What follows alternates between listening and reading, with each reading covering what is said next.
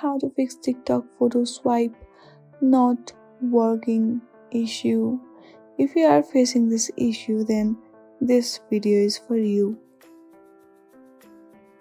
First of all, what you need to do is open your TikTok application and then hit on the profile icon, which is on the bottom right corner of your screen. From there, on the top right, you will see 3 lines. Simply hit on that.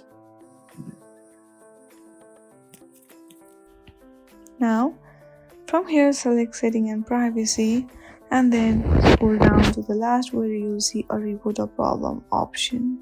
From here, scroll down and then hit on the How to Report or Report. Then click on the Report an Account and then select Need More Help. From here, you will see this chatting option. Here you can simply chat with the TikTok team. TikTok team will help you out within the 24 hours. I hope you like this video. If you like this video, then please do not forget to like and subscribe to our channel. Thank you for watching.